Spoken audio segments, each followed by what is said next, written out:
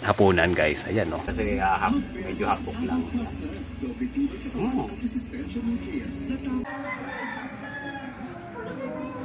So ayan mga idol, so andito na naman tayo sa kusina ngayon. So magluluto tayo ng napakasarap na pinakbet guys. So ito yung ating mga panangkap guys. Ayan.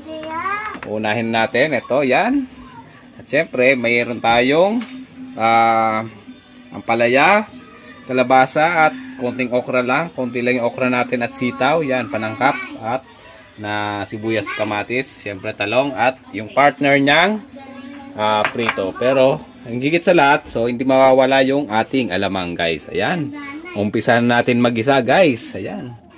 So maglagay lang tayo dito ng so yan, pag mainit na yung ating kawali, lagyan natin itong bawang. Yan, halu-haluin lang natin ng konti hanggang sa mag-brown na konti. Then isusunod natin yung ating sibuyas. Yan, isunod na natin itong sibuyas guys. Ayan. Halu-haluin lang natin. Bungo nito at pag medyo nag-brown na yung ating panggisang bawang at sibuyas, pwede nating ilagay yung ating alam. So ayan guys, medyo brown na yung ating bawang at sibuyas. So pwede na tayong maglagay nitong ating alamang guys. Ayan, gisa lang natin. So, siguro 2 kutsara lang okay na. Ayan. Dagdagan natin ng konti kasi medyo masarap pag maraming alamang guys. Ayan. Haluin lang natin. Ayan. Yan guys, grabe, naamoy ko na yung alamang. Tunog-tunugin lang natin ng konti. Then, lalagyan natin ng konting tubig guys. So yan, lagyan lang natin ng konting tubig. Konti lang.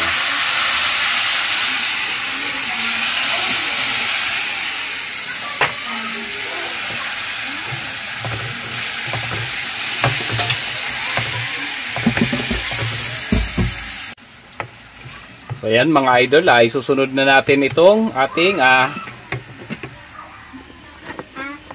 kalabasa kasi ito yung matagal maluto. Ayan. Then lagyan na lang natin ng konting oyster sauce. Mamaya titimplahan natin yan.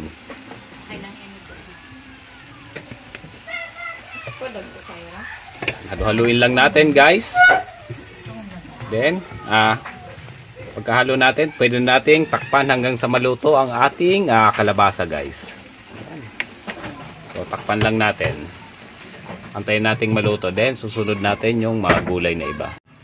So, ayan mga idol. So, pag medyo malambot na itong ating kalabasa guys, pwede nating ilagay itong ating sitaw. Yan. Then, ang susunod natin dyan ay yung ating talong guys. Yan. So, pag pwede natin pagsabay-sabayin yan. Luwan lang natin ng konti. Then, lagay na natin itong talong guys. Yan. Kasi halos magkakasabay yan maluto. Siyempre, itong konting okra. Pauli lang natin itong ampalaya guys. Yan. So, halu-haluin lang natin ng konti. Yan. Yan lang paghalo para ma-distribute natin yung lasa sa ating mga gulay, yung lasa ng ating sabaw guys. Ayan. So ayan guys, pag malapit ng maluto itong mga gulay natin na sitaw at talong, pwede nating ilagay itong ating ampalaya. Yan, ito yung pinakahuli at halu-haluin lang ulit natin hanggang sa maluto siya. Yan. So wag natin i-overcook para maganda pa rin siya tingnan at nandun pa rin yung sustansya ng gulay guys. Ayan no. Kasi pag na-overcook siya, hindi na masyado siyang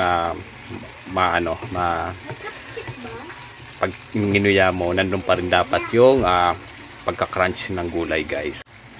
So ayan mga idol, pwede nang luto na yung ating pinakbet guys. Ayan, grabe, napakasarap nito guys. So hindi natin masyadong i-overcook para nandun pa rin yung napakasustansya na gulay guys. Ayan, oh. Pwede natin tong patayin at pwede na tayong mag hapunan guys. Ayan no. So ayan mga idol, so ready na yung ating pinakbet guys. Ayan mga idol, kukuha tayo dito ng napakasarap na gulay guys. Ayan no, grabe. Mas masarap yung luto nito pag half cook lang yan. Yun no. Siyempre kalabasa at yan okra, may favorite na okra. Kaso 2 piraso lang yung okra natin at wala pa tayong masyadong ani. At syempre, hindi mawawala ang ating isda na partner niyan. Ayan, no? Grabe, guys. Mapapasarap talaga yung kain natin ito. Let's go! Titikman na natin yung ating pinakbet, guys. Ayan, no? Habang tayo'y nanonood ng balita.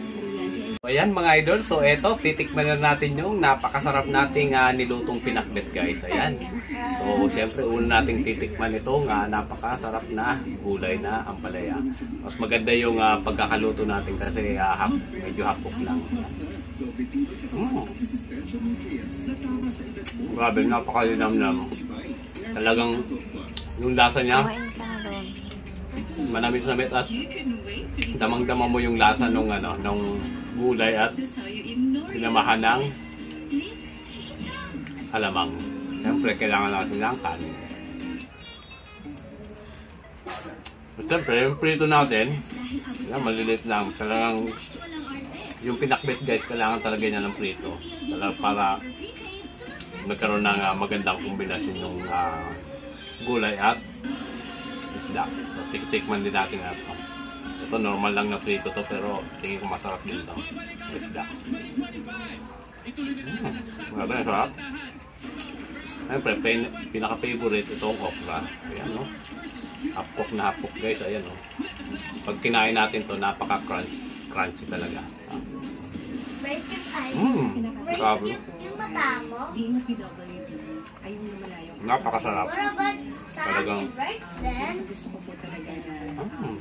kailangan mo talaga ng kanin na ito sa sobrang lasa nung alamang at gulay.